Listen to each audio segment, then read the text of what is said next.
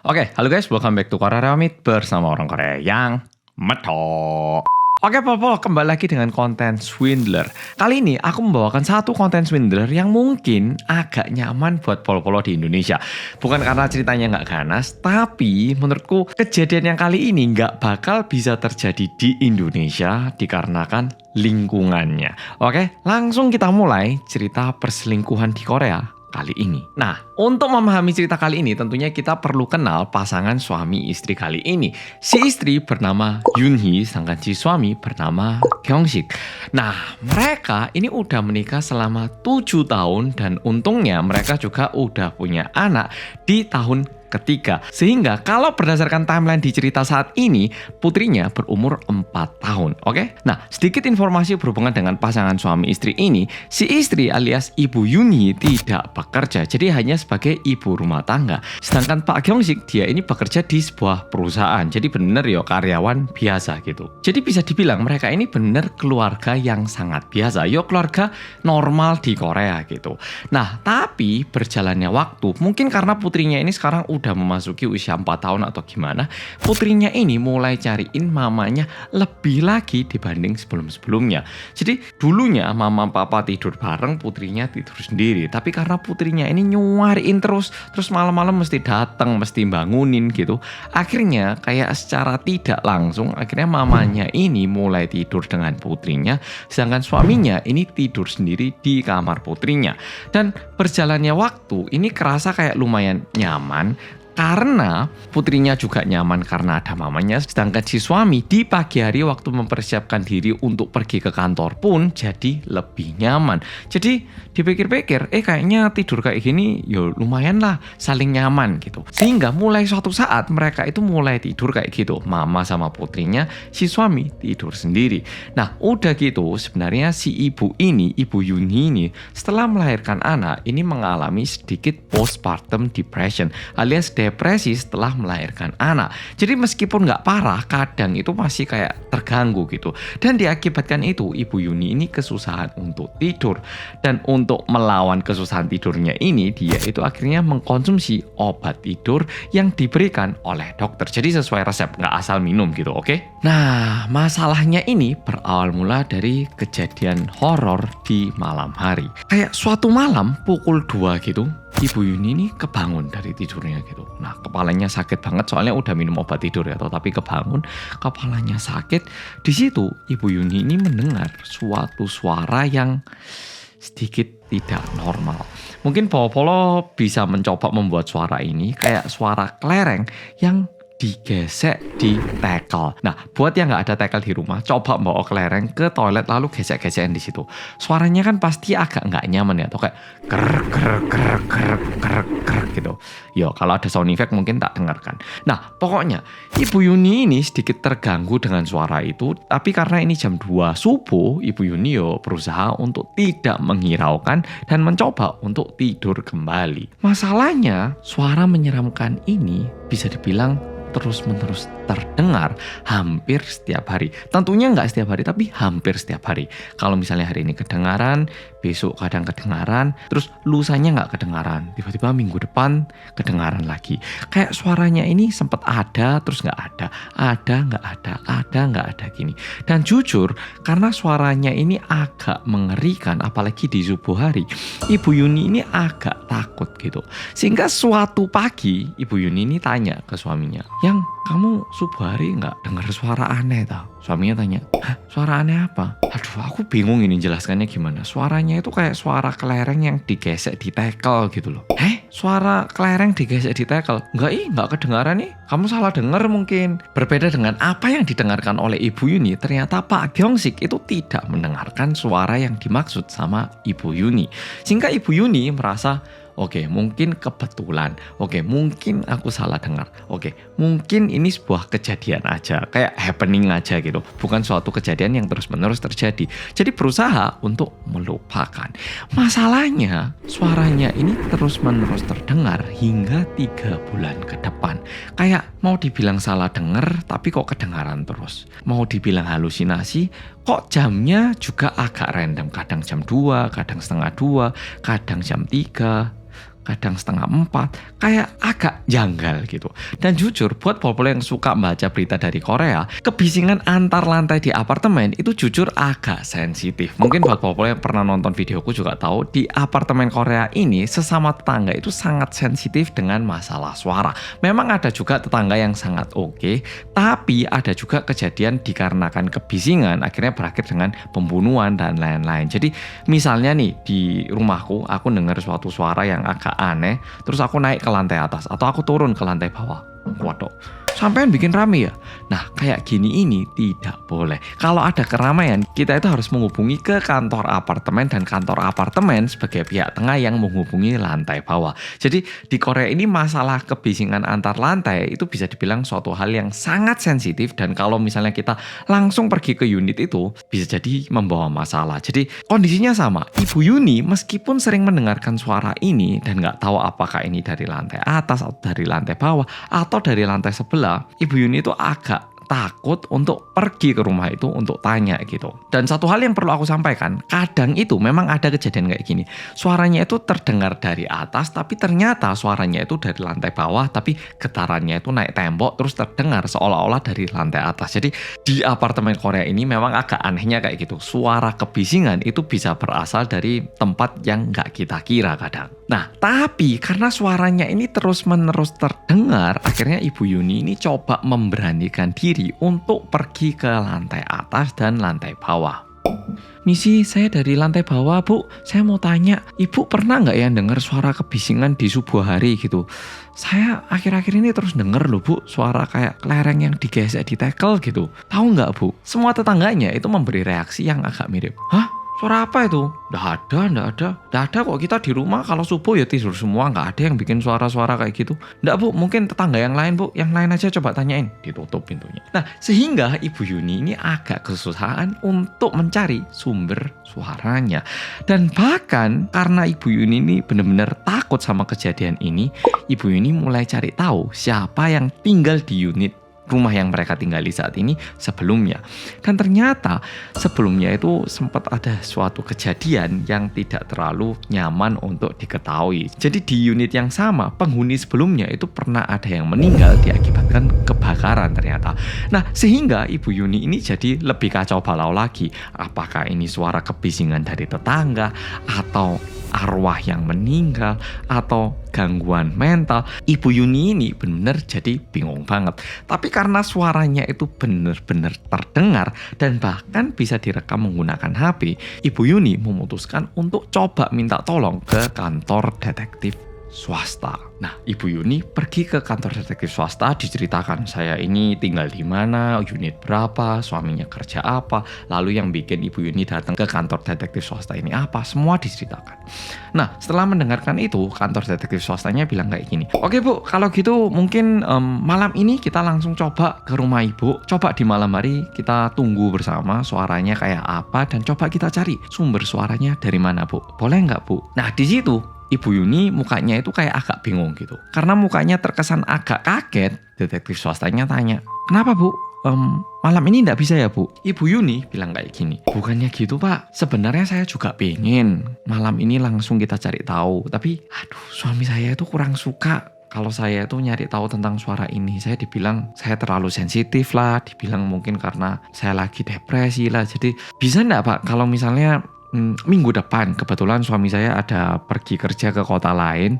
Nah, Pak detektif sama asistennya datang ke rumah saya, lalu nginep Pak, sekalian kita cek sumber suaranya dari mana. Setelah mendengarkan penjelasan dari Ibu Yuni, tentunya detektifnya pun sangat memahami situasinya, sehingga mereka memutuskan untuk pergi ke rumahnya Ibu Yuni di minggu depan. Dan tibalah minggu depan, Pak Kyung-sik pergi ke luar kota dan di rumahnya cuma ada Ibu Yuni dan anaknya. Dan detektifnya pun datang bersama dengan asistennya yang perempuan. Oke, aneh juga ya kalau misalnya dua cowok yang datang. Jadi satu cowok, satu asistennya yang perempuan. Nah, malam itu mereka nggak tidur. Tungguin dari jam 11, jam 2, jam 4, jam 5. Tapi nggak ada suaranya sama sekali. Bahkan sampai matahari terbit pun, suara yang dimaksud sama Ibu Yuni ini sama sekali nggak terdengar.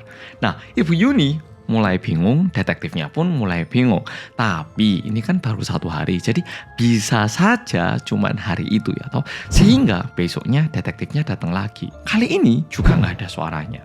Nah, karena terkesan agak aneh, detektifnya ini memutuskan untuk coba mendengarkan suara-suara dari luar rumah. Jadi kalau sebelumnya itu nungguin di dalam rumahnya Ibu Yuni, tapi kali ini mereka coba standby di lantai bawah dan juga di lantai atas. Siapa tahu ada suara yang terdengar gitu. Dicoba, hari ini pun nggak ada suaranya. Bahkan 4 hari berturut-turut itu sama sekali nggak ada suaranya dan sangat sunyi. Nah, karena kondisinya agak aneh, akhirnya di hari kelima, detektif swasta ini memutuskan untuk coba tanya ke tetangga-tetangganya, ada nggak yang pernah mendengarkan suara yang sama gitu. Nah, detektif swastanya pergi ke lantai bawah, lantai atas, tetangga semua didatangi. Pertama-tama ke lantai atas. Bu, permisi, saya detektif yang membantu klien saya yang di lantai bawah. Ibu pernah nggak, Bu, mendengarkan suara kelereng digesek di tegel gitu? Ibu lantai atas bilang, duh, lagi-lagi ibu di lantai bawah itu ya. Duh, cuman suara gitu aja kok dibuat masalah sih. Ya saya juga pernah dengar, tapi kan ya cuman sebatas suara. Ya udah nggak saya hiraukan. Tapi itu bukan dari rumah saya, Pak. Dah, jangan ke rumah saya lagi, Pak. Nggak ada hubungannya sama rumah saya. Lantai atas bilang kayak gitu. Coba ke lantai bawah.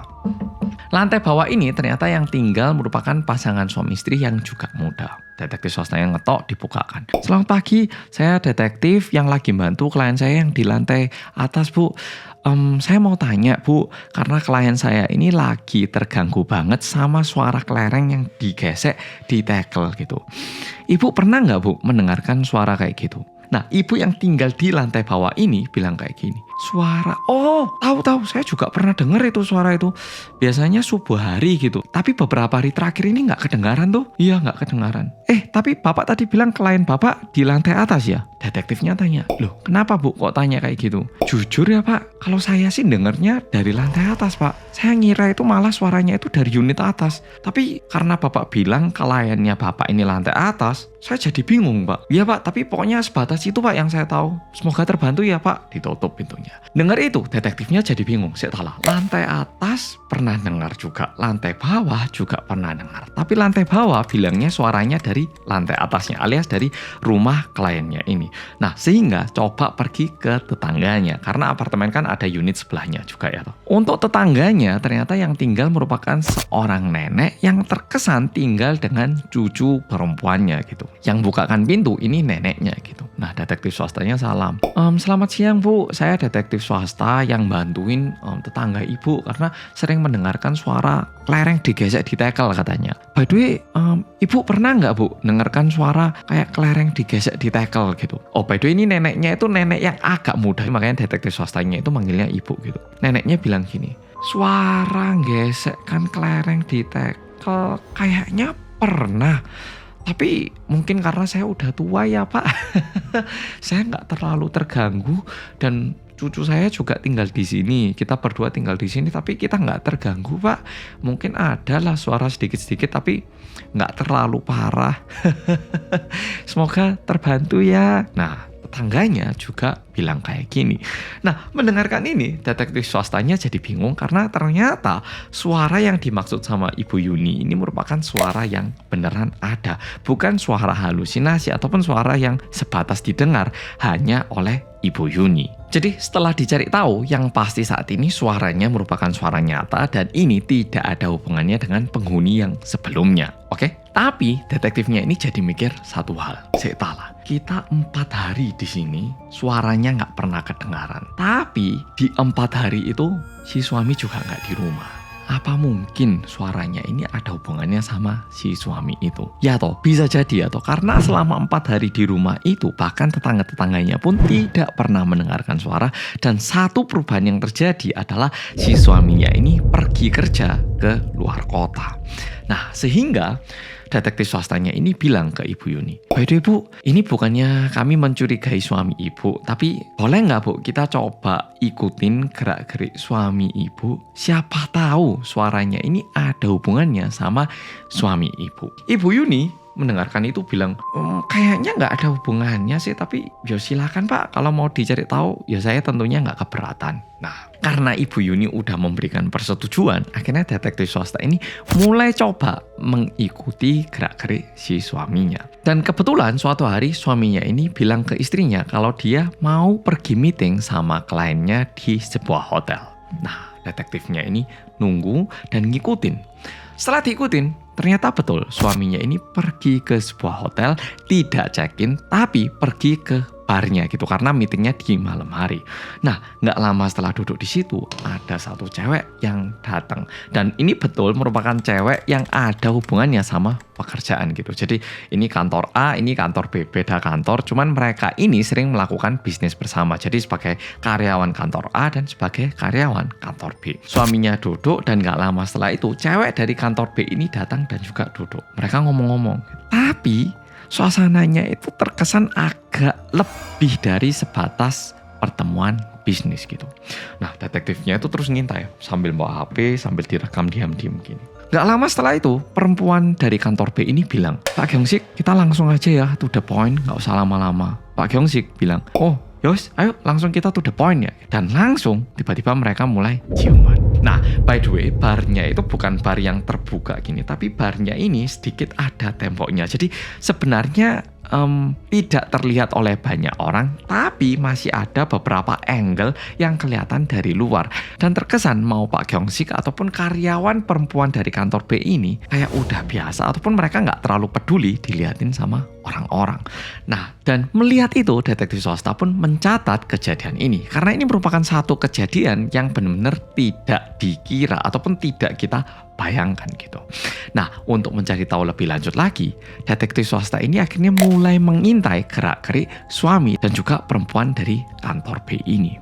Nah, setelah selesai meeting, perempuan ini pulang menggunakan mobilnya, tapi tempat yang dituju ini ternyata sama dengan tempat tinggal si klien ataupun si suami ini. Mereka pergi ke apartemen yang sama dan bahkan naik lift yang sama. Udah gitu, mereka juga menekan lantai yang sama. Mungkin buat Popolo yang masih ingat, tadi kan aku bilang tetangganya si klien ini adalah seorang nenek yang tinggal bersama dengan cucu perempuannya ya toh. Ternyata selingkuhannya Pak Gyeong-sik ini adalah perempuan yang tinggal di unit sebelah rumah mereka sendiri. Jadi neneknya ini tinggal bersama cucunya dan cucunya ini yang lagi selingkuh sama suaminya. Dan sebenarnya ada satu hal yang belum aku sampaikan kepada Popolo, yaitu keluarganya Ibu Yuni sebenarnya baru pindah ke apartemen ini sekitar 1 tahun yang lalu. Jadi kita nggak tahu apakah Pak Gyeong-sik sengaja pindah ke unit ini atau kebetulan karyawan dari kantor B ini tinggal di unit sebelah. Kita nggak tahu apakah ini ketidaksengajaan atau memang disengaja. Tapi satu hal yang udah diketahui oleh detektif swasta adalah Pak Gyeong-sik punya selingkuhan dan selingkuhannya tinggal di unit sebelah. Nah, karena mereka ini udah ciuman dan kemungkinan besar mereka ini udah melakukan hubungan badan, detektif swasta ini mulai mencurigai bisa jadi suara kelereng yang digesek di tekel ini mungkin merupakan suara yang dibuat oleh Pak Gyeong-sik bersama dengan selingkuhannya. Nah, sehingga mulai saat itu detektif swastanya ini mulai mencari tahu hubungan antara Pak Gyeong-sik dengan selingkuhannya. Dan seperti yang kita duga, ternyata Pak Gyeong-sik bersama selingkuhannya ini suka melakukan hubungan-hubungan yang tidak pantas di tempat-tempat yang sedikit kurang pantas. Dan mereka ini suka melakukan hubungan di tempat-tempat yang sedikit terbuka ataupun tempat yang tidak seharusnya, karena mereka itu ngerasa kayak wah lebih deg-degan, lebih menantang. Kayak apa yo? Ya pokoknya fetis mereka ini melakukan hal-hal seperti ini di tempat yang tidak seharusnya. Dan ternyata Pak Gyeong-sik ini sering banget memberikan alasan ke istrinya untuk keluar rumah, padahal tujuannya adalah ketemu dengan selingkuhannya. Jadi contoh Pak Gyeong-sik ini bilang, aku tak ngerokok bentar ya, turun gitu. Nah, karena di Korea kalau mau ngerokok, kita itu harus keluar dari apartemen, pergi ke tempat yang boleh merokok, dan kalau selesai ngerokok, balik lagi. Jadi biasanya makan waktu sekitar 10-15 menit. Nah, bilangnya kayak gitu, padahal pergi ke area tangga lalu ciuman di situ sama selingkuhannya. Atau bilang, aku tak pergi buang sampah bentar ya. Nah, bilangnya keluar, padahal pergi ke area tangga, yo pegang-pegangan bentar lalu balik lagi. Tapi berjalannya waktu mereka udah mulai terbiasa dan mereka ini pengen suatu hal yang lebih menegangkan lagi. Di suatu malam mereka ini memutuskan untuk coba melakukan hubungan badan di rumahnya Pak Gyeong-sik di saat istri bersama anaknya itu tidur di ruang utama. Dan setelah melakukan ini pertama kalinya, Pak Gyeong-sik sama selingkuhannya itu ngerasa, ini lebih deg-degan ya, lebih menantang. Asik juga ini. Dan kebetulan selingkuhannya Pak Gyeong-sik ini dulu lulusan interior design. Nah, di sini ada satu info yang pengen aku bagikan kepada Polo-Polo. Jadi di Korea, di apartemen ini ada daerah balkoni. Kalau apartemen-apartemen yang baru kayak apartemenku pun udah nggak ada sih. Tapi kayak rumahku yang sebelumnya pun itu ada daerah balkoni yang lumayan besar dan ini balkoninya itu nyambung sama rumah sebelah. Memang ada tembok, tapi terbuat dari triplek. Nah, kenapa terbuat dari triplek? Karena kalau misalnya ada kebakaran terus harus mengevakuasikan diri, tripleknya ini tinggal dihancurkan dan bisa melarikan diri melalui unit sebelah. Tujuannya kayak gitu. Tapi jujur nggak banyak orang tahu tentang hal ini dan biasanya ya sebatas tahu mau diapakan ya toh. Tapi ternyata selingkuhannya ini yang merupakan jurusan interior design, dia itu punya ide kayak gini. Selingkuhannya bilang gini ke Pak Gyeong-sik, kan kamarmu ini kan ada balkoni ya toh. Balkoninya ini loh sebenarnya nyambung sama rumahku. Mau nggak kita bikin pintu rahasia? Jadi kalau kita mau, kita tinggal nyebrang tembok triplek ini. Dan melalui ide ini, akhirnya selingkuhannya bersama Pak Gyeong-sik memutuskan untuk membuat satu pintu kecil yang cukup sekiranya untuk selingkuhannya itu nembus tembok tripleknya itu. Dan temboknya yang bolong ini ditutupi menggunakan rak. Sedangkan Ibu Yuni yang sama sekali nggak pernah kepikiran tentang hal ini tidak tahu kalau temboknya ini pernah dibolongi. Dan suara yang didengarkan Ibu Yuni yang bikin Ibu Yuni terus terbangun selama kayak beberapa bulan terakhir adalah suara raknya ini yang lagi digeser. Jadi tripleknya udah dibolong, ditutup pakai rak ya toh. Tentunya pakai rak yang besar, jadi bukan rak yang ringan yang bisa diangkat gini, tapi agak berat sehingga ini harus digeser krek gini. Dan suara itu adalah suara yang terdengar seperti suara kelereng yang digesek di tekel. Noh, kok iso suaranya itu suara tekel? Karena daerah balkoni itu biasanya tekel, udah gitu raknya ini berat. Jadi suaranya itu terkesan kayak trek kayak gitu. Dan untuk memastikan hal ini, detektifnya pun datang ke rumah Ibu Yuni dan coba memindahkan rak yang ada di daerah balkoni di kamar yang ditinggali sama suaminya. Dan setelah digeser, beneran ada lubang yang bisa diakses untuk pergi ke rumah tetangga ataupun sebaliknya. Dan di malam itu lagi-lagi Ibu Yuni coba menunggu suara gesekan dan saat suaranya ini terdengar, Ibu Yuni langsung pergi ke kamar yang ditinggali sama suaminya dan malam itu Ibu Yuni menangkap basah suaminya yang lagi berselingkuh dengan tetangganya. Pada akhirnya ini merupakan cerita yang tidak terlalu happy ending sebenarnya. Memang pada akhirnya mereka ini berhasil cerai, tapi merupakan cerita yang menyedihkan karena si putri akhirnya bisa dibilang kehilangan sosok ayahnya. Memang setelah cerai masih bisa ketemu, tapi beda banget ya toh, keluarga yang udah terpecah belah sama keluarga yang tidak ataupun belum terpecah belah. Yap, jadi ceritanya kayak gini. Aku yakin ini cerita yang nggak mungkin bisa terjadi di Indonesia karena apartemen-apartemen di Indonesia itu biasanya semuanya tembok semua, jarang pakai triplek. Kalau ada pun triplek ini sebatas kamar antar unit, nggak ada triplek dari rumahku ke rumah lain biasanya. Yo bisa jadi ada, tapi biasanya tidak ada. Dan ini lebih umum di Korea dan juga lebih tepatnya apartemen di Korea yang udah tua. Karena zaman sekarang balkoninya itu terus-menerus diperkecil, udah gitu balkoninya itu udah nggak lagi nempel ke unit sebelah. Kok bisa gitu kenapa? Kalau dulu apartemen kan dibangunnya panjang gini ya toh. Tapi zaman sekarang apartemen itu dibangunnya ada tengah, lalu unitnya itu membentuk ke sebelah gini. Jadi coba follow search apartemen, itu ada dua tipe. Ada apartemen yang cuecer kayak gini, tapi apartemen-apartemen zaman sekarang itu lebih ke arah tengahnya ada lift, lalu unitnya itu kayak bintang gini, kayak mencar ke berbagai arah gitu. Jadi bisa dibilang apartemen zaman sekarang pun udah tidak memungkinkan untuk melakukan hal ini. Tapi apakah benar-benar tidak mungkin? Sebenarnya masih mungkin karena kayak apartemen-apartemen baru ini pun ada satu akses emergency. Jadi kayak rumahku ini pun kalau misalnya ada kebakaran, aku itu ada satu pintu emergency yang Isa tak buka. Dan kalau ini tak buka, langsung bakal ada tangga, dan naik tangga ini aku Isa langsung turun ke lantai bawah. Dan sebenarnya ini benar-benar nyambung dari lantai teratas hingga terbawah. Jadi kalau misalnya ada kebakaran, kita itu Isa evakuasi menggunakan tangga ini. Tapi jujur, kalau ini nggak mungkin Isa dipakai karena ketika aku buka bakal ada alarm kebakaran. Jadi untungnya zaman sekarang cara selingkuh yang aku ceritakan di video ini nggak mungkin bisa terjadi. Jadi Polo-Polo kayaknya nggak usah terlalu khawatir. Tapi sebatas kita ketahui aja ada kejadian nyata seperti ini yang terjadi di Korea. Oke Polo-Polo, makasih udah nonton video kali ini dan sampai jumpa di video berikutnya. Dua nih.